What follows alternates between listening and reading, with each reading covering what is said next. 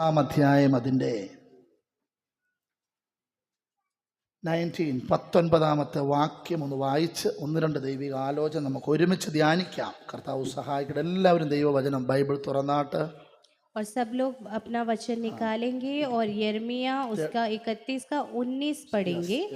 भटक जाने के बाद मैं पछताया और सिखाए जाने के बाद मैंने छाती पीटी। पुराने पापों को स्मरण कर मैं लज्जित हुआ और मेरा मुंह काला हो गया। അതൊന്ന് വായിച്ചാട്ട്, ഒന്ന് മലയാളത്തിൽ വായിച്ചേ.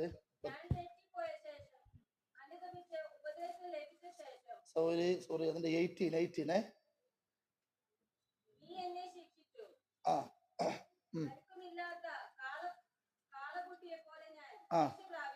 അതെ അടുത്ത്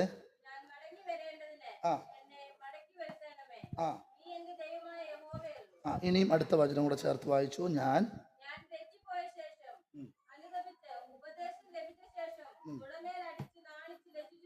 വളരെ അനുഗ്രഹിക്കപ്പെട്ട നല്ല ഒരു സന്ദേശം വചനം വായിപ്പാൻ സർവകൃപാലുവായ ദൈവം ഇടയാക്കി. और बहुत ही अनुग्रह भरा हुआ वचन पढ़ने के लिए सर्वशक्तिमान परमेश्वर ने हमारी सहायता की.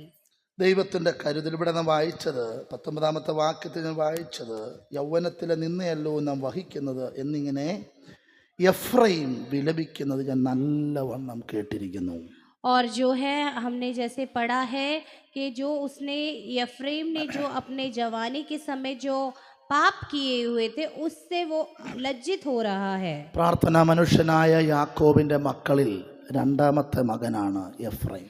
और प्रार्थना करने वाले जो हमारे याकूब का दूसरा बेटा था एफ्रेम. നല്ല ദൈവകൃപയോടെ കുഞ്ഞുങ്ങളെ വളർത്തിക്കൊണ്ടുവന്നു. और बहुत ही अच्छे परमेश्वर की कृपा से जो याकूब ने अपने बच्चों को पाल पोस के बड़ा किया. എഫ്രൈം ഇസ്രായേലിൽ ഒരു വലിയ ഗോത്രമായി വളർന്നു വന്നു. और जो एफ्रेम है वो इस्राएल का एक बड़े गोत्र के रूप में वो बढ़ गया. എഫ്രൈമിന്റെ ജീവിതത്തിൽ ഒരുപാട് മാറ്റങ്ങൾ ദൈവം കൊടുത്തു. और एफ्रेम के जीवन में परमेश्वर ने बहुत सारे जो है चेंजेस उसके जीवन में दिए. എന്നാൽ ഇസ്രായേൽ ജനത്തിന്റെ പാപവും അവരുടെ പ്രവൃത്തികളും അത്രത്തോളം ഒന്ന് അണ്ടർസ്റ്റാൻഡ് അല്ലായിരുന്നു സർവശക്തനായ ദൈവം. लेकिन जो इस्राएलियों का पाप और उसके जो काम है उसको प्रभु परमेश्वर समझ नहीं पाया. കഠിനമായ നിലകളിൽ ഇസ്രായേലിനോട് ദൈവാത്മാവ് ദൈവത്തിന്റെ മനസ്സ് വേദനിക്കുവാൻ തുടങ്ങി. और जो है बहुत ही बुरी तरह से परमेश्वर की जो आत्मा जो थी इस्राएल से बहुत ही वो दुखी हो गई. യിരെമ്യാവിനോട് സർവശക്തനായ ദൈവം പറയുക, എഫ്രൈം മുഖേന ഇസ്രായേൽ ജനങ്ങൾ തകർന്നു പോകുന്നത് നീ കാണുന്നില്ലയോ? और यिर्मयाह से परमेश्वर की आत्मा इस प्रकार बताती है कि एफ्रेम के निमित्त इस्राएली लोग जो है गिर जाते हैं, ये तू नहीं देख रहा है. സന്ദേശത്തിന്റെ ഒന്ന് രണ്ട് മുഖവര മാത്രം ഞാൻ ദൈവത്തിലേക്ക് ഒന്ന് ഇറക്കി വെക്കുന്നു എന്നേ ഉള്ളൂ.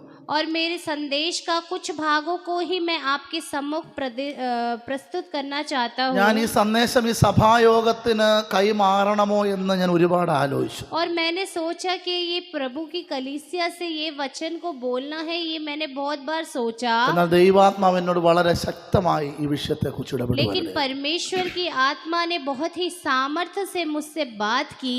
എഫ്രൈം നല്ലൊരു പ്രാർത്ഥനാ മനുഷ്യനായിരുന്നു. और एफ्रेम बहुत ही प्रार्थना वीर था. അപ്പന്റെ നിർദ്ദേശം കേൾക്കുന്ന നല്ലൊരു മനുഷ്യനായിരുന്നു. और अपने पिता की बात मानने वाला एक अच्छा व्यक्ति था. എന്നാൽ വ്യത്യസ്തമായ നിലയിൽ യാക്കോബിൽ നിന്നും മനശ്ശയെക്കാൾ അനുഗ്രഹം എഫ്രൈമിന് ലഭിക്കാനിടയായി തീർന്നു. और लेकिन याकूब से जो है मनुष्य से भी बढ़कर एफ्रेम को आशीषें प्राप्त हुई थी. ഈ അനുഗ്രഹം മുഴുവൻ കരത്തിലും മനസ്സിലും പേറി എഫ്രൈം തന്റെ ജീവിതം മുൻപോട്ട് പോയി. और ये सारे अनुग्रह को उसने अपने मन में और हाथों में रखते हुए आगे की तरफ बढ़ा. ഇവിടെ എഫ്രൈം എന്നതുകൊണ്ട് ഉദ്ദേശിക്കുന്നത് ഒരു വ്യക്തിയെയല്ല, ഒരു ഗോത്രത്തെയാണ്. और यहाँ एफ्रेम एक व्यक्ति के लिए नहीं कहा गया बल्कि एक गोत्र के लिए कहा गया है. യാക്കോബ് എന്ന് പറയുന്ന ഒരു വ്യക്തിയെ കുറിച്ചല്ല, അതൊരു രാഷ്ട്രത്തെ കുറിച്ചാണ് പറഞ്ഞത്. और याकूब जो है एक व्यक्ति के बारे में है. അപ്പോൾ നാം ഓർക്കണം, ഇതൊരു രാഷ്ട്രത്തോടും ഒരു സമൂഹത്തോടുമുള്ള സന്ദേശമാണ് എഫ്രൈമിനോട് കൈമാറുന്നത്. और जो एफ्रेम से जो संदेश बोलते हैं वो एक राष्ट्र के लिए, एक राज्य के लिए है. ഇതിന് അതിന്റെ 19 വാക്യത്തിൽ ഇങ്ങനെ വായിക്കുന്നു, ഞാൻ തെറ്റിപ്പോയ ശേഷം. और जो उसके 19 आयत में बोला है, भटक जाने के बाद അതിനുശേഷം നാം കാണുന്നു ഉപദേശം ലഭിച്ച ശേഷം. और उसके बाद हम देखते हैं सिखाए जाने के बाद. ശ്രദ്ധിച്ചോ, ഞാൻ തെറ്റിപ്പോയ ശേഷം ഉപദേശം ലഭിച്ചതിന് ശേഷം രണ്ട് ശേഷങ്ങളെ നമുക്ക് കാണാം.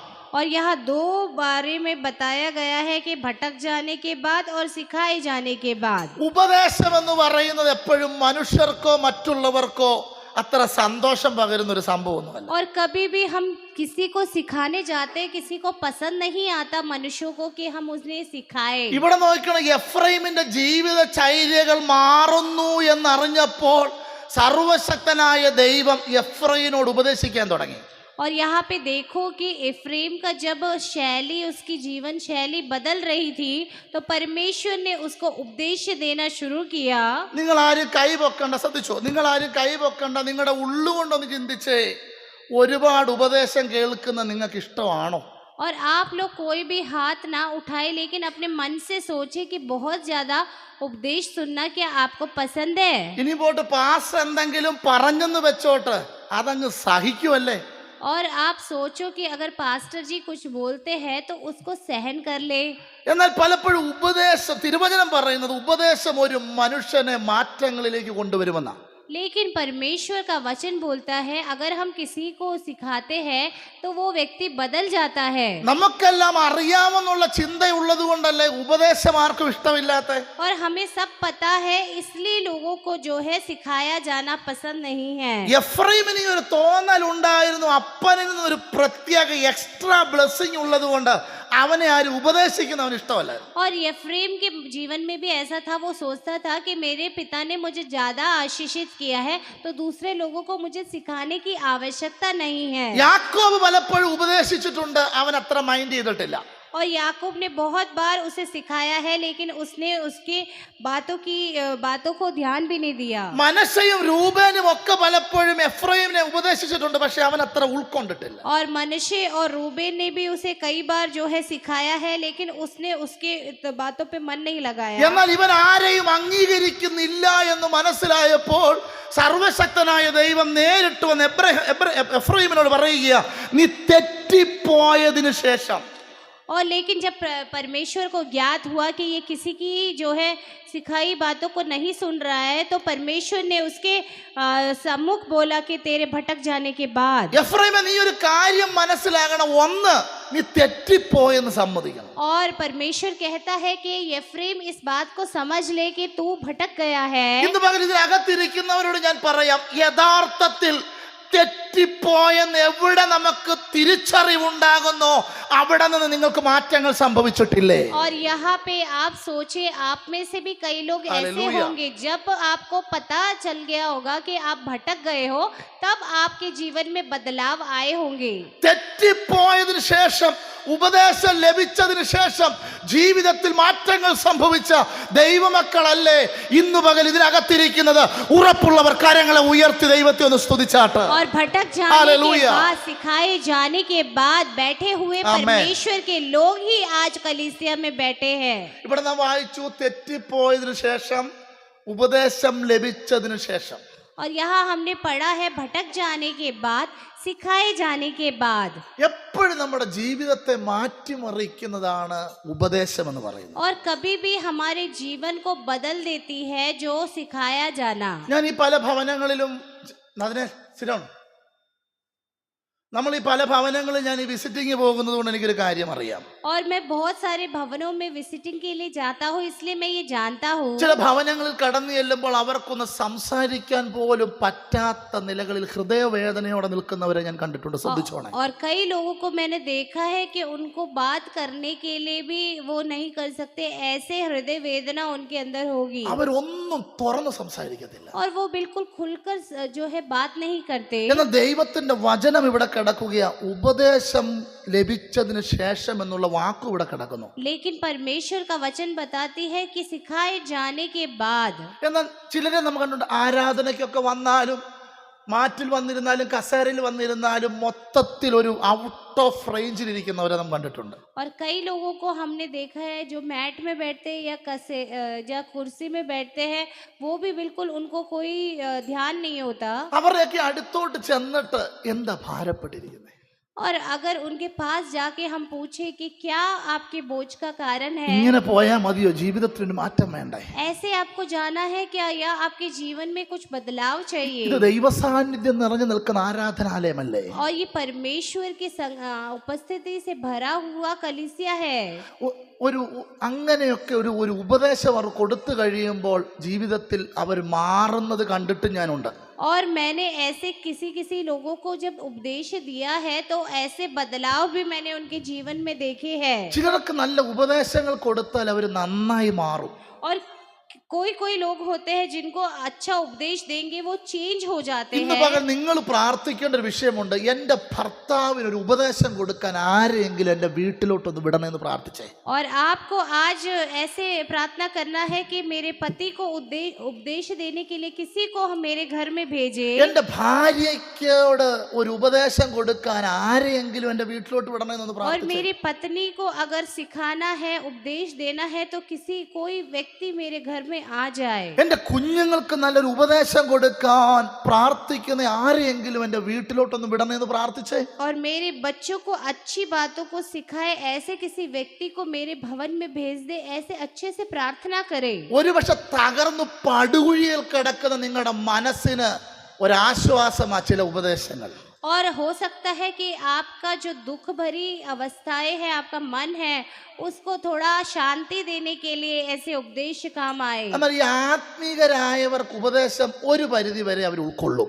और लेकिन जो आत्मिक होते हैं वो जो किसी का भी उपदेश एक सीमा तक ही वो लेते हैं। കാരണം നമ്മൾ ഉപദേശം കൊടുക്കുന്നത് ദൈവവചനത്തിൽ നിലനിന്നുകൊണ്ടായതുകൊണ്ട് ഒരു പരിധി വരെ അവർ കേൾക്കും.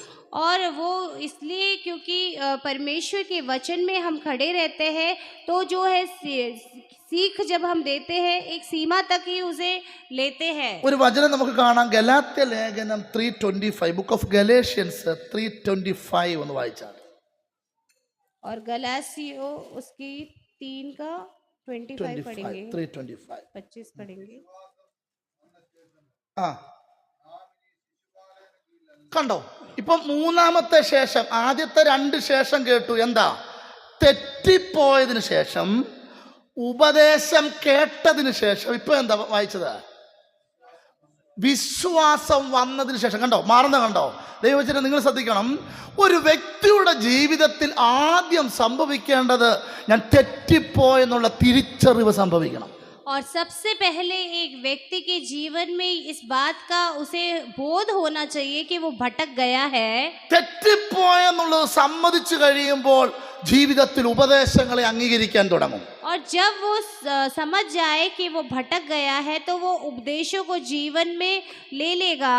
ഉപദേശം അങ്ങോട്ട് ജീവിതത്തിലേക്ക് വന്നു കഴിഞ്ഞപ്പോൾ ഇവിടെ എന്താ വായിച്ചത്? വിശ്വാസം പറഞ്ഞേ വന്ന ശേഷം അവരിലേക്ക് എന്ത് വരാൻ തുടങ്ങി?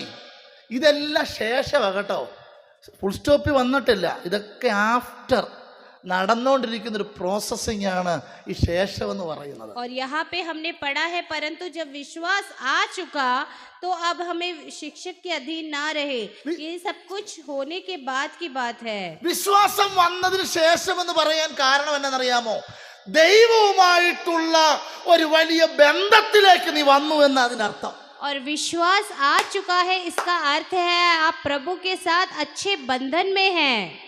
ദൈവവുമായിട്ടുള്ള ഒരു ആത്മീകമായ അനുഭവത്തിലേക്ക് നീ വന്നു എന്നുള്ളതാണ് വിശ്വാസത്തിന് ശേഷം എന്ന് പറയുന്നത്. और जब आप परमेश्वर के साथ एक अच्छे व्यक्तिगत संबंध में आ जाते हैं तो उसको बोलते हैं विश्वास आ जाना। എത്ര ശേഷത്തെ കുറിച്ച് ഞാൻ പറഞ്ഞു? 3. നാലാമത് നമുക്ക് നോക്കാം, എബ്രയർ 10:26, 10:26, ബുക്ക് ഓഫ് ഹീബ്രൂസ്. മാറ്റങ്ങൾ ജീവിതത്തിൽ നമുക്ക് വരണം ഈ സഭായോഗം കഴിയുമ്പോൾ, ഈ പ്രസംഗം തീരുമ്പോൾ. 10:26. വിശ്വാസം വർദ്ധിച്ചു കഴിഞ്ഞാൽ പിന്നെ ഒരു ദൈവ പൈതൽ ഉണ്ടാകുന്ന അടുത്ത കാര്യം എന്താ? പരിജ്ഞാനം വേണം. और विश्वास होने के बाद एक जो है व्यक्ति को जो है പരിജ്ഞാനം ലഭിച്ച ശേഷം 26 റീഡ്. क्योंकि सच्चाई की पहचान प्राप्त करने के बाद यदि हम जानबूझकर पाप करते हैं तो पाप के लिए फिर कोई बलिदान बाकी नहीं। ഈ പരിജ്ഞാനം ലഭിക്കുന്ന ജനിച്ച ഉടനെ കിട്ടുന്നതല്ല.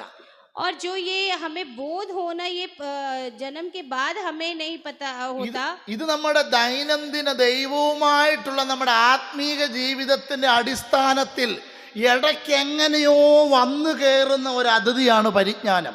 और जो हमें एक आत्मा समझ की आत्मा जो आती है वो परमेश्वर के साथ दिन प्रतिदिन बढ़ने के बाद हमें मिलती है। നമ്മൾ ഈ പരിജ്ഞാനം പ്രാപിച്ചത് എങ്ങനെയാണെന്ന് നമുക്ക് തിരിച്ചറിയാൻ പറ്റിയിട്ടുണ്ടോ? और हम जान सकते हैं कि जो हम परमेश्वर की आत्मा हमें कैसे ज्ञात कराती है, ये हमें कैसे वरदान मिला है। ഞാൻ ഈ ആരാധന ലീഡ് ചെയ്തപ്പോൾ നേരത്തെയൊക്കെ എന്തെങ്കിലും കേട്ടാൽ അവിടെ പോയി കൈകൂപ്പി നിൽക്കുകയും കുരിശ് വരയ്ക്കുകയും അവിടെയൊക്കെ പോയി വളരെ ഭക്തിയോടെ നിൽക്കുന്ന ഒരു കാലം നമുക്കുണ്ടായിരുന്നു. പക്ഷേ വിശ്വാസം വർദ്ധിച്ചതിന് ശേഷം, പരിജ്ഞാനം പ്രാപിച്ചതിന് ശേഷം ഒരു ദൈവ പൈതലിനെ ആ നിലയിൽ കാണരുത്. और पहले हो सकता है कि आप लोग जहाँ कहीं भी हालेलुया। कुछ सुनते हैं, क्रूश बनाते होंगे, हाथ जोड़ के खड़े होते होंगे, लेकिन जब आपको परमेश्वर की आत्मा का बोध हो जाता है तो आप ऐसे स्थितियों में ना जाए।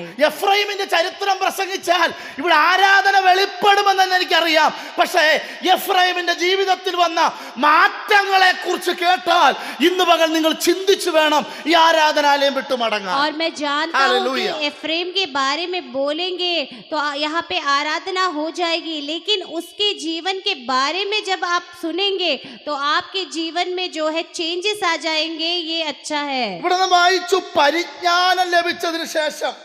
और यहाँ हम पढ़ते हैं परमेश्वर की आत्मा का बोध होने के बाद നീ പ്രാർത്ഥിക്കാൻ തുടങ്ങിയതിന് ശേഷം, और आपके प्रार्थना करने के बाद, ഉപവസിക്കാൻ തുടങ്ങിയതിന് ശേഷം, उपवास करने के बाद, രാവിലത്തെ മോർണിംഗ് ഡിവോഷൻ എഴുന്നേൽക്കാൻ തുടങ്ങിയതിന് ശേഷം, और सुबह के मॉर्निंग डिवोशन में उठने के बाद, ടൈത്ത് കൊടുക്കാൻ തുടങ്ങിയതിന് ശേഷം, और आप दशांश देने के बाद, നിന്റെ തലമുറയെ സ്നാനപ്പെടുത്തിയതിനു ശേഷം, आपके बच्चों को बपतिस्मा देने के बाद, സഭായോഗം മുടക്കാതെ കടന്നു വന്നതിന് ശേഷം, और कलीसिया को बिना जो है डगमगाए हर रोज आने के बाद, നിന്റെ ഭവനത്തിലെ കുടുംബ പ്രാർത്ഥന മുടങ്ങാതിരുന്നതിന് ശേഷം, और आपके भवन का जो है फैमिली प्रेयर बिना रुके चलने के बाद ജീവിതത്തിൽ മാറ്റങ്ങൾ വന്നിട്ടുണ്ടോ?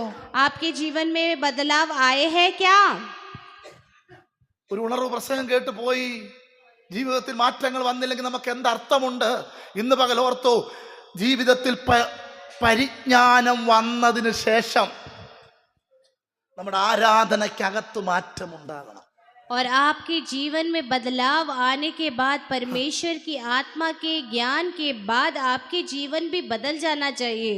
ഇത് എഫ്രൈം സ്വയം സമ്മതിക്കുക, എന്റെ തെറ്റ് ഞാൻ മനസ്സിലാക്കിയതിനു ശേഷം. और ये एफ्रेम अपने आप खुद जो है बोध होने के बाद वो बता रहा है कि मैंने पाप किया है। ദൈവത്തിൽ നിന്ന് ഉപദേശം ലഭിച്ചതിന് ശേഷം, और परमेश्वर के सिखाए जाने के बाद, എന്റെ വിശ്വാസത്തിൽ മാറ്റങ്ങൾ വന്നതിന് ശേഷം, और मेरे विश्वासी जीवन में जो है बदलाव आने के बाद, എനിക്ക് പരിജ്ഞാനം വന്നതിന് ശേഷം, और परमेश्वर की आत्मा का बोध होने के बाद, ഒരു ദൈവപൈതൃക ജീവിതത്തിലെ മാറ്റങ്ങൾ ശേഷം എന്ത് സംഭവിക്കുന്നു എന്ന് ഓർത്തോണം. और एक परमेश्वर के जन के जीवन में जब सारी चीजें बाद के बाद क्या बदलाव आ जाएंगे ये देख सकते हैं। എബ്രായർ 10:32 വായിച്ച 10:32 വായിച്ച ബുക്ക് ഓഫ് ഹീബ്രൂസ് 10:32. കണ്ടോ, പരിജ്ഞാനം വന്നു കഴിയുമ്പോൾ അടുത്ത ലഭിക്കുന്ന ഒരു ഭക്തന് ലഭിക്കുന്നത് എന്താണെന്നറിയാമോ? പ്രകാശനം ലഭിക്കും. और जब परमेश्वर की आत्मा का बोध हो जाता है, इसके बाद एक भक्त के जीवन में ज्योति आ जाती है। ഞാൻ ആഗ്രഹിക്കുന്നത് ഈ പ്രസംഗം കഴിഞ്ഞതിന് ശേഷം ജീവിതത്തിൽ ഒരു മാറ്റങ്ങൾ സംഭവിക്കണം.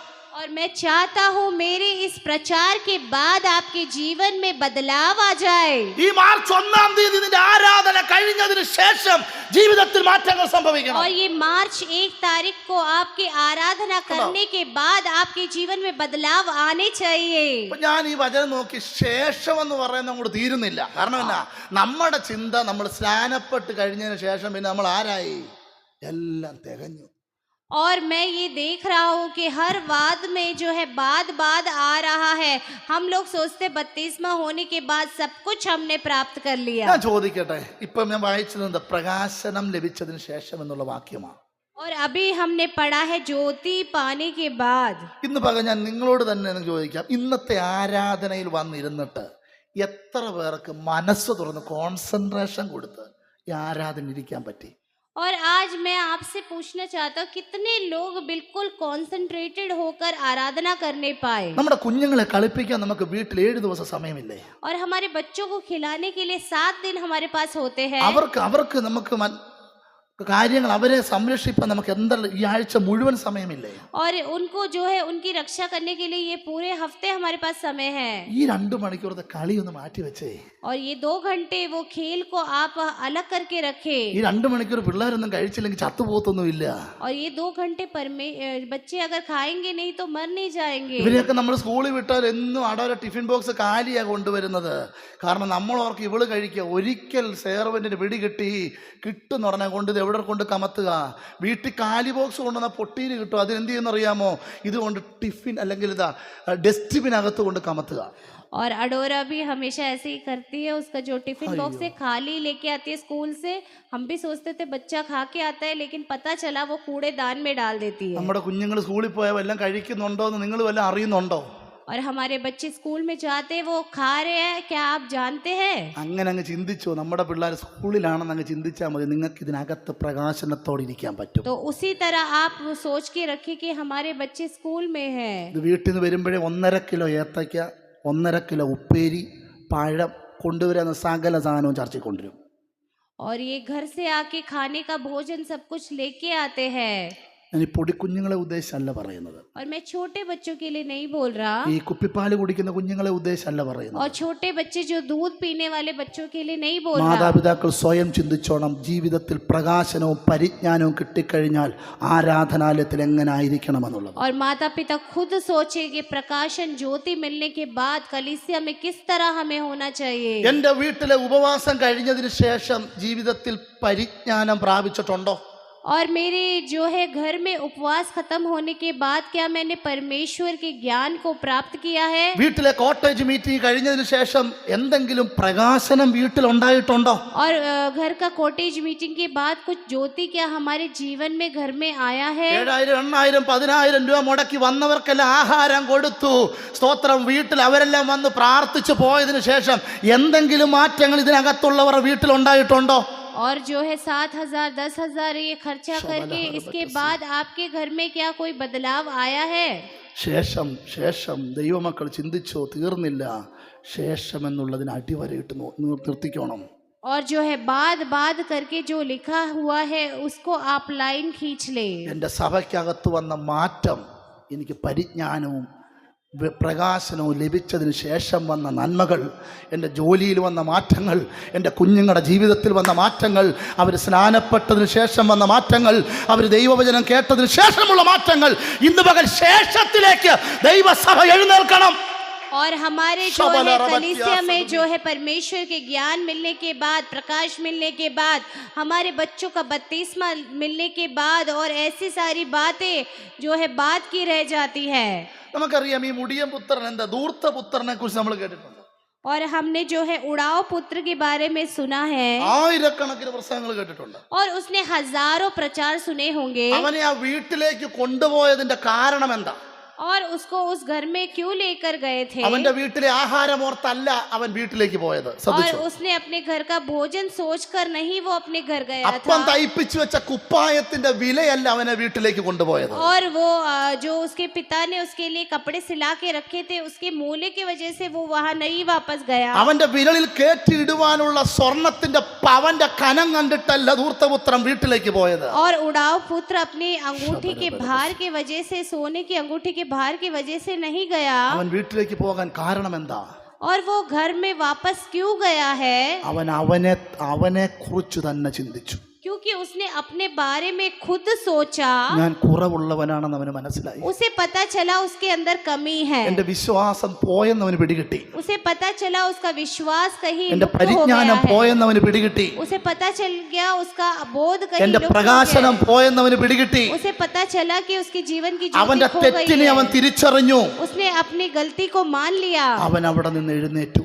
और वो वहां से खड़ा हो गया। ഇന്ന് ഇതിനകത്തിരിക്കുന്ന ദൈവവേദനയിലെ നിന്റെ ഭവനത്തിലെ കുറവുകൾ അവരവർ കണ്ടുപിടിച്ചോണം. और आज यहाँ बैठे हुए प्रभु के लोगों अपने घर के जो है कमियों को खुद अपने आप पहचान ले. ഹല്ലേലൂയ. ഒരു ജീവിതത്തിൽ ഒരു നഷ്ടം വരുമ്പോഴല്ല വീട്ടിൽ ഉപവാസ പ്രാർത്ഥന വെക്കണം. और जीवन में नष्ट होने के बाद नहीं उपवास की प्रार्थना रखना है. ജീവിതത്തിൽ ഒരു വലിയ പ്രതിസന്ധി വരുമ്പോഴല്ല ഭവനത്തിൽ പ്രാർത്ഥന വെക്കണം. और जीवन में कोई परेशानी या कोई प्रॉब्लम होने के बाद नहीं आपको प्रार्थना रखना है. അപ്പന്റെ എരുത്തൂട്ടിലെ അല്ലെങ്കിൽ തടിച്ചു കൊഴുത്തു നിൽക്കുന്ന കാളകളുടെ വലിപ്പമോ അതിന്റെ ഭംഗിയോ കണ്ടല്ല ആ ധൂർത്തപുത്രൻ ആ ദേശത്തു നിന്ന് എഴുന്നേറ്റത്. और धूर्त पुत्र क्या कहते हैं, जो अपने पिता के उससे नहीं आया कि वहाँ पे भैंसा है उनके वहाँ पे. ഞാൻ 2 വചനങ്ങളാണ് ഇന്ന് പകൽ വായിച്ച. ഇരമ്യ പ്രവാചനം എന്നെടുത്താട്ടെ, നിങ്ങൾ കൊണ്ടുവന്നോട്ടെ. ഇരമ്യ പ്രവചനത്തിലേക്ക് വന്നേ. और 2 वचन मैंने पढ़ा है यिर्मयाह की पुस्तक में आए. എല്ലാവരും വചനം ശ്രദ്ധിക്കണം. വളരെ കഷ്ടപ്പെട്ട് പ്രാർത്ഥിച്ച് ദൈവത്തിൽ നിന്ന് പ്രാപിക്കുന്ന ദൂതുകളാണ് എൻ്റെ ദൈവസഭയിൽ ഞാൻ കൈമാറുന്നത്. ഞാനിവിടെ ശുശ്രൂഷിക്കുമ്പോൾ ഞാൻ ആഗ്രഹിക്കുന്ന ഒരു കാര്യമേ ഉള്ളൂ, ഓരോ ഞായറാഴ്ചകൾ നമുക്ക് ശേഷം സംഭവിക്കണം. और मैंने बहुत ही मुश्किल से प्रभु के परमेश्वर ने जो आत्मा से वचन को दिया है वो तैयार किया है. आप इसको ध्यान से देखिए, इसमें सब कुछ बात करके लिखा गया है. 2 കാര്യങ്ങൾ ദൈവമാണ് എഫ്രൈമിനോട് ഈ 18-ാം അധ്യായത്തിൽ 16-ാമത്തെ വാക്യത്തിലും 18-ാമത്തെ വാക്യത്തിലും ഒക്കെ സംസാരിക്കുന്ന സർവശക്തനായ ദൈവമാണ്. और जो इसके 18-19 वगैरह में जो है परमेश्वर की आत्मा ही जो है एफ्रेम से बात कर रही है. 19-ാമത്തെ വാക്യത്തിൽ കണ്ട ഉപദേശം ലഭിച്ച ശേഷം അവനെ തുടയിൽ മേലടിച്ചു നാണിച്ചു ലജ്ജിച്ചു ഇരിക്കുന്നു. और यहाँ पे 19 में लिखा है, भटक जाने के बाद, सिखाए जाने के बाद मैंने छाती पीटी, पुराने बापों को स्मरण करके मैं लज्जित हुआ. എന്തോ ഈ തുടയമേലടിച്ചു ഹിന്ദിയിൽ എന്താ നിധി കൊടുത്തിരിക്കുന്നു? छाती पीटी. ഇനി സഭായോഗത്തിന് ആരും ചാത്തി പീട്ടി ചെയ്യരുത്. और कोई भी कलीसिया में अपनी छाती ना पीटे. സഭായോഗത്തിന് കൈയടിച്ച് പാടാൻ പറയുമ്പോൾ തുടയിലടിക്കരുത്. അത് തുടയിലടിക്കുന്ന ആരാന്ന വചനം കൊടുത്തിരിക്കുന്നത്? അവൻ നാണിച്ചവനാ. और कोई भी जो है अपने पैरों में ना मारे, वो ऐसे कौन जो पछताया हुआ है वो करते हैं. നിങ്ങൾ ഈ കൈകൾ കൊണ്ടല്ലേ ക്യാനില കുത്തുന്നത്? और आप इसी हाथों से कैनुला लगाते हैं. ഈ കൈ കൊണ്ടല്ലേ നിങ്ങൾ സൈറ്റുകളിലും മറ്റിടങ്ങളിലും ജോലി ചെയ്യുന്നത്? और इन्हीं हाथों से आप नौकरियां करते हैं. അതിനൊരു കുഴപ്പവുമില്ല. പക്ഷെ ആരാധനാത്തിൽ വന്ന ചാട്ടി പീട്ടി എന്തോ കൊടുത്തിരുന്നത് നിധി ഒന്ന് ഉറക്കെ പറഞ്ഞു എന്തോ छाती पीटना പാടില്ല. ദൈവസഭയ്ക്കകത്ത് ആ പരിപാടി ഒന്നും വേണ്ട. കാരണം അങ്ങനെയുള്ളവരാരാ? വരച്ചിട്ടോണേ. ഇപ്പോൾ ആദ്യമായിട്ട് കാണുന്നുണ്ട് വരച്ചിട്ടോ. നാണിച്ചവരാ, തല പൊക്കാൻ പറ്റാത്തവര്, കുറവുള്ളവര്. ഇന്ന് പകൽ ഓർത്തു, നിന്നെ ദൈവത്തിനൊരു ഉപദേശം കിട്ടിയാൽ, ദൈവത്തിന് ആലോചന കിട്ടിയതിന് ശേഷം പരിജ്ഞാനം വരണം, പ്രകാശനം ലഭിക്കണം, വിശ്വാസം വർദ്ധിക്കണം. ഇതെല്ലാം അങ്ങോട്ട് സംഭവിച്ചു കഴിയുമ്പോൾ ആരാധനയ്ക്കകത്ത് മാറ്റമുണ്ടാകണം. അത് ഞായറാഴ്ച ഇതിനകത്ത് വെളിപ്പെടണം.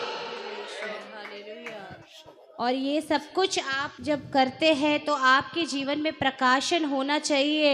और वो कलीसिया में जो है संडे में जो है होना चाहिए, आपकी आराधना के द्वारा प्रकट होना चाहिए. ഉപദേശം ലഭിച്ചതിന് ശേഷവും ആലോചന ലഭിച്ചതിന് ശേഷവും എഫ്രൈമിന്റെ ജീവിതത്തിൽ 7 കാര്യങ്ങൾ സംഭവിച്ചു. और उपदेश उसको जब प्राप्त हुआ, उसके जीवन में जो है 7 जो बातें हुई है. 7 കാര്യങ്ങൾ 7 പുസ്തകത്തിലല്ല, ആ ഒറ്റ വാക്യത്തിൽ കിടപ്പുണ്ട്. വായിക്കാം. 18-ാമത്തെ വാക്യം. 18. ഒന്ന്, അവന് തിരിച്ചറിയുകയാ. और पहला उसने अपनी बात को जान लिया है. എന്താ അവൻ തിരിച്ചറിഞ്ഞെന്നറിയാമോ? നീ എന്നെ ജീവിതത്തിൽ എന്തെങ്കിലും പ്രതിസന്ധികളും വിഷമങ്ങളും ശോധനകളും വരുന്നെങ്കിൽ ഒറ്റ കാര്യം ഓർത്തോണം, ഇത് എവിടെ നിന്ന് വന്നതാ?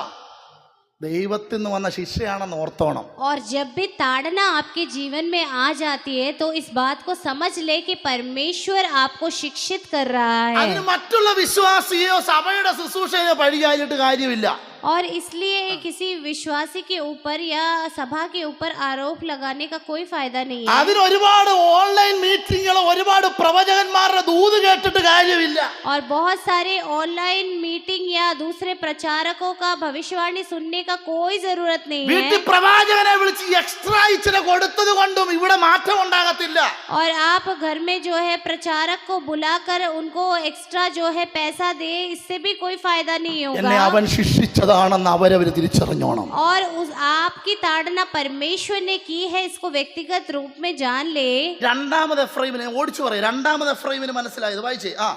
അവൻ എന്നെ ശിക്ഷിച്ചു. ഇവ സ്വയം സമ്മതിക്കുക, ഞാൻ ആരായിരുന്നു, മെരുക്കമില്ലാത്തവനായിരുന്നു. और यहाँ लिखा है मेरी ताड़ना ऐसे बछड़े की सी हुई जो निकाला ना गया हो. ഒന്ന്, സഭയ്ക്ക് മെരുക്കമുണ്ടാകുന്ന ദൈവവേദനായി ജീവിക്കുന്നേ. और आप जो है कलीसिया के लिए एक अच्छे विश्वासी होने का कार्य करें. അച്ഛ വിശ്വാസം എന്നെ മെരുക്കം എന്താ കൊടുത്തിരിക്കുന്നത്? ആ വേർഡ് പറയണം.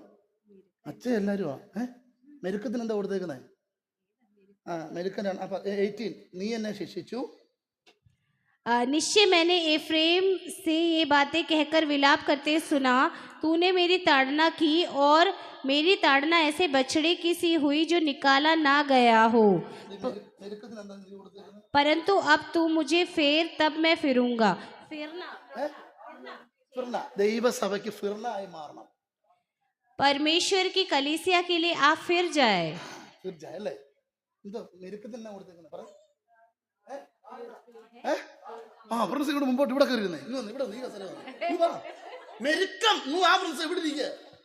ദൈവദാസൻ പറഞ്ഞ മെരുങ്ങുന്ന വിശ്വാസികളായി മാറിക്കണം. अच्छा, परमेश्वर जब बोले तो मन फिराए, ऐसे एक विश्वासी हो जाए. നമ്മുടെ ദൈവസഭയ്ക്കകത്ത് ഇനി എല്ലാവരും മെരുക്കമുള്ളവരാകണം. और हमारी कलीसिया में भी सारे लोगों को बदलना है. നിങ്ങൾ ഇനി അടുത്ത ആഴ്ച സഹോദരന്മാരായിരിക്കും ഇവിടെ പ്രബോധിപ്പിക്കുന്നത്.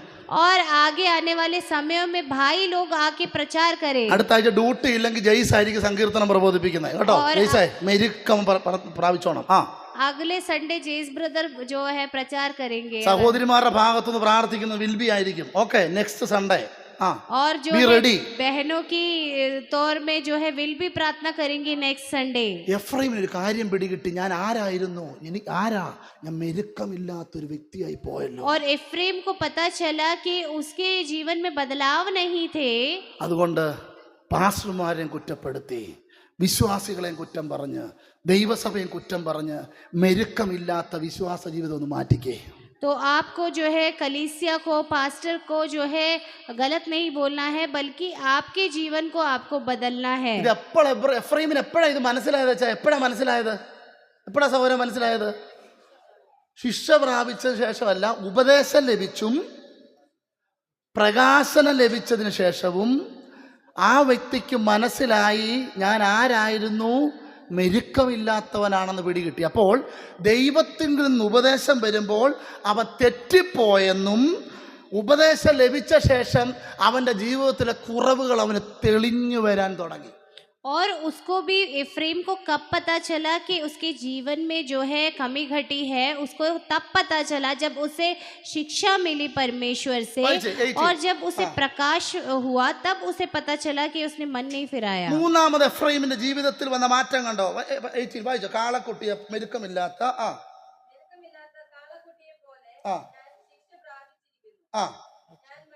കണ്ടോ? നിർത്തിക്കോ. മൂന്നാമത് അവൻ മടങ്ങി വരണമെന്ന് അവൻ തീരുമാനമെടുക്കുക.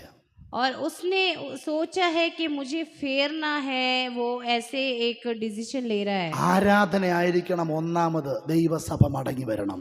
और आराधना होना है ये परमेश्वर की कलीसिया को जो वापस आने के लिए. മറ്റെല്ലാ കൊട്ടും പാട്ടും എല്ലാം ഒന്ന് മാറ്റിട്ട് ഈ ദിവസങ്ങളിൽ നീ മടങ്ങി വാ.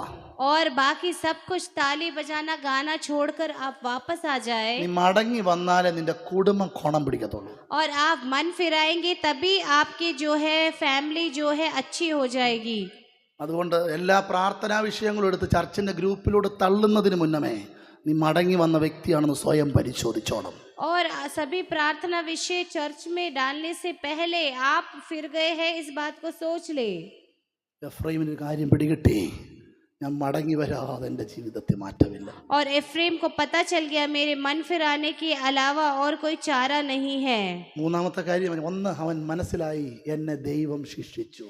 पहली बात उसे समझ में आई कि परमेश्वर ने उसकी ताड़ना की है. രണ്ടവന് പിടികിട്ടി, ഞാൻ മെരുക്കമില്ലാത്തൊരു വ്യക്തി, കാളക്കുട്ടിയായി പോയല്ലോ. और दूसरी बात उसे पता चला कि ऐसे बछड़े के समान है जो निकाला ना गया മൂന്നാമത് അവൻ हो. സമ്മതിക്കുകയാ, ഞാൻ മടങ്ങി വന്നേ പറ്റൂ. और तीसरा वो इस बात को मान रहा है कि मुझे फिरना ही पड़ेगा.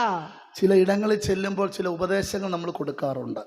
कई जगह हम जब जाते हैं तो किसी किसी लोगों को हम उपदेश देते ഞാൻ हैं. ആദ്യം ചില വ്യക്തികളെ ഇങ്ങനെ ഉപദേശം കൊടുക്കുമ്പോൾ എന്തോ ഇങ്ങനെ ഈ ഇങ്ങനെ ഊതി വീർപ്പിച്ചോണ്ടിരിക്കുന്ന കണ്ടിട്ടുണ്ട്.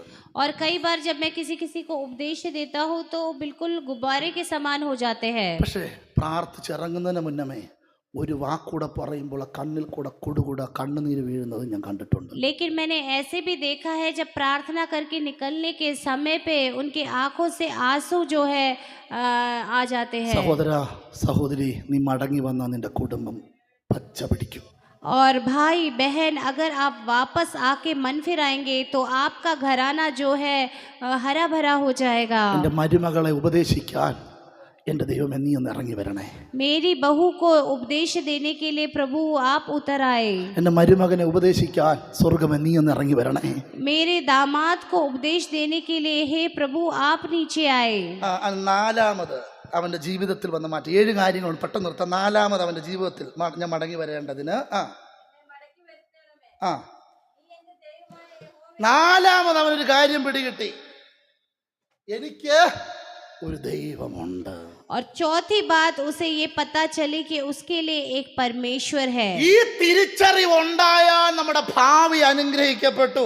और ये जब आपको पता चल जाएगा आपका भविष्य आशीषित हो जाएगा। നമുക്കറിയാം ചിലരുടെ വേദനയോടുള്ള ഇരിപ്പുകൾ നമ്മൾ കണ്ടിട്ടുണ്ട്. और कई लोगों को हमने दर्द के साथ बैठते हुए देखा है। ചില പരാജയങ്ങൾ സംഭവിച്ച് വിഷണ്ണരായിരിക്കുന്നത് നമ്മൾ കണ്ടിട്ടുണ്ട്. और कई लोग पराजित कई चीजों में हो गए और बहुत ही दुखी होकर बैठे हैं।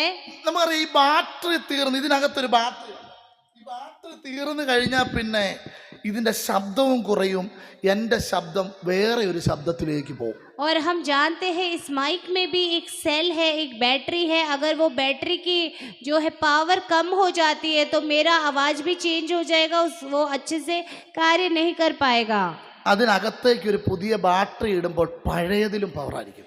लेकिन अगर हम एक नई बैटरी इसमें डाल देते हैं तो पुराने से भी अच्छे से चलेगा। അതുകൊണ്ട് ചില ഉപദേശങ്ങൾ ബാറ്ററി ചാർജ് ചെയ്യുന്നതിന് തുല്യമായി മാറും. और इसलिए बोलते हैं कि कई उपदेश जो है बैटरी जैसे चार्ज कर देता है, ऐसे सामर्थ्य के साथ आपके जीवन में जो है बदलाव ഒരുപക്ഷെ आएगा। നിനക്കൊരു 5 രൂപ പോലും ആരും കടം തരാത്ത വ്യക്തികൾ ഉണ്ടാകാം. और हो सकता है आपको 5 रुपए भी कोई जो है उधार नहीं देता होगा।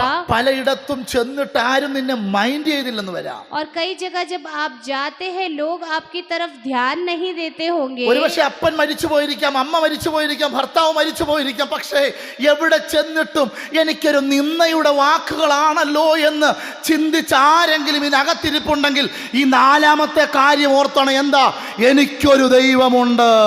हो सकता है आपके पिता मर गए हो, माता मर गई हो या पति मर गया हो और आप जहाँ जाते हैं आपको लज्जित होना पड़ा हो, लेकिन आपको इस बात का बोध होना चाहिए आपके लिए एक सर्वशक्तिमान परमेश्वर है।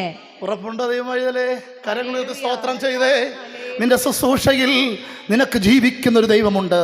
നിന്റെ ജോലിയിൽ നിനക്ക് ജീവിക്കുന്ന ഒരു ദൈവമുണ്ട്. നിന്റെ കുടുംബ ജീവിതത്തിൽ നിനക്ക് ജീവിക്കുന്ന ഒരു ദൈവമുണ്ട്. അതുകൊണ്ട് എഫ്രൈം പറയുക, എനിക്കൊരു ദൈവമുണ്ട്. और आपके जो है सुसमाचार की जो है आपकी यात्रा में आपके लिए एक परमेश्वर है, आपके परिवार के लिए एक परमेश्वर है। और इसलिए एफ्रेम बोलता है कि मेरे लिए एक परमेश्वर है। അപ്പോൾ ഇപ്പൊ 4 കാര്യങ്ങൾ നമ്മൾ കേട്ടു. എന്നെ മടക്കി വരുത്തണമേ, നീ എൻ്റെ ദൈവമാ. ഇനി ഓർത്തോണം, ആരും ഒന്നിലും ഭാരപ്പെട്ടു പോകരുത്. നമ്മുടെ ദൈവസഭയിലുള്ളവരെല്ലാം ഒറ്റക്കെട്ടായി നിന്നോണം. കാരണം എന്നാ? നാലാമത്തെ പോയിന്റ് നിന്നെ ബലപ്പെടുത്തണം. എനിക്കൊരു ജീവിക്കുന്ന ദൈവമുണ്ട്. കാരണം ഇത് എപ്പോഴെന്നറിയാം അറിവ് കിട്ടുന്നേ? ദൈവത്തിൽ നിന്ന് ഉപദേശവും ദൈവത്തിൽ നിന്ന് ആലോചനയും പ്രാപിച്ച ശേഷം അവൻ കത്തിക്കയറി ഇപ്പം വന്ന് നിൽക്കുന്ന എവിടാന്നറിയാമോ? ജീവിക്കുന്ന ദൈവത്തിൻ്റെ മുൻപിലാ. മാറ്റങ്ങൾ ജീവിതത്തിലില്ലെങ്കിൽ ക്രിസ്തീയ ജീവിതം വെറും മണ്ണ. और जो है चौथी बात में वो कह रहे हैं कि मैं फिरूंगा और तू मेरा परमेश्वर ठहरेगा। तो किसी भी भाई या बहन को जो है परेशान होने की जरूरत नहीं है, क्योंकि हमारा परमेश्वर सर्वशक्तिमान परमेश्वर है। അതിന്റെ 5ാമത്തെ പോയിന്റ് 19ാമത്തെ വാക്യം വേഴ്സ് 19. 2 വാക്യങ്ങളെല്ലാം കിടപ്പുണ്ട്. ഞാൻ മതി. അതവ സമ്മതിച്ചു. എന്താ? തെറ്റിപ്പോയെന്ന് അവ സമ്മതിച്ചു. 5ാമത്തെ അവന്റെ ചിന്ത മാറി. और उसने 5वीं बात को जान लिया है कि वो भटक गया था। ഈ ഉപദേശം വരുന്നിടം വരെയും ഇവന് സമ്മതിക്കത്തില്ല. और जब तक उसे सिखाया नहीं गया तब तक उसने ये बात को नहीं माना है। അടുത്ത 6-ാമത്തെ വചനം വായിച്ചേ. 6-ാമത്തെ അതിനോട് ചേർന്ന് തന്നെ 6-ാമത്തെ പോയിന്റ്. ശേഷം അനുദപിച്ചും ആ ആ കണ്ടോ, ഇവനൊരു കാര്യം പിടികിട്ടി. ദൈവത്തെ അറിയേണ്ടതുപോലെ അറിഞ്ഞില്ലെങ്കിൽ ഞാൻ മറ്റുള്ളവരുടെ മുൻപിൽ നാണിച്ചും ലജ്ജിച്ചും തലകുനിച്ചും പോകേണ്ടി വരും. ആരും എന്നെ കരുതാനില്ലല്ലോ എന്നൊരു തോന്നൽ. അതാണ് 6-ാമത്തെ അവന്റെ ചിന്ത. और उसे समझ में आ गया अगर उसने जो है पछताया और परमेश्वर को जैसे जानने के अनुसार जाना नहीं तो उसे आगे लज्जित होना पड़ेगा। 7-ാമത്തെ പോയിന്റ് പറഞ്ഞു നിർത്താൻ. വായിച്ചു, കണ്ടിന്യൂ. നാണിച്ചും ലജ്ജിച്ചും ഇരിക്കുന്നു. അതവ സ്വയം തിരിച്ചറിഞ്ഞു. ഞാൻ യൗവനത്തിലെ എൻ്റെ കുറവുകൾ, യൗവനത്തിലെ എൻ്റെ ചിന്തകൾ, യൗവനത്തിലെ എൻ്റെ അനുഭവങ്ങളാണ് ഇന്ന് ഞാൻ ഈ കടന്നു പോകുന്നതെന്ന് എഫ്രൈം തിരിച്ചറിഞ്ഞു. और एफ्रेम को इस बात का बोध हुआ कि उसके पुराने पापों के कारण आज ये निंदा उसके जीवन में आई है। ജീവിതത്തിൽ മാറ്റങ്ങൾ ഉണ്ടാകട്ടെ. और आपके जीवन में भी बदलाव हो। അവന്റെ ജീവിതത്തിൽ മാറ്റങ്ങൾ സംഭവിച്ചു. उसके जीवन में बदलाव हुए हैं। നിങ്ങൾ ഈ ഭാഗം വീട്ടിൽ പോയി ഒന്ന് വായിച്ചോണേ. കാരണം എനിക്ക് അതിനകത്തുനിന്ന് എല്ലാം ശുശ്രൂഷിക്കുകയാണെങ്കിൽ സ്തോത്രം, എനിക്കിവിടെ നിന്ന് തുള്ളിച്ചാടാനുള്ള അനുഭവമാണ്. കാരണം എന്നറിയാമോ, നമ്മളെ ഉപദേശിച്ച് കഴിയുമ്പോൾ, ആലോചന കേട്ട് കഴിയുമ്പോൾ ദൈവത്തിൻ്റെ പ്രവൃത്തി നമുക്ക് കാണാം. നമ്മുടെ കണ്ണുകൾ ദൈവസ്ഥലടയ്ക്കാം. എല്ലാവരും തലകൾ വണക്കിക്കേ. എനിക്കൊരു ദൈവമുണ്ട്.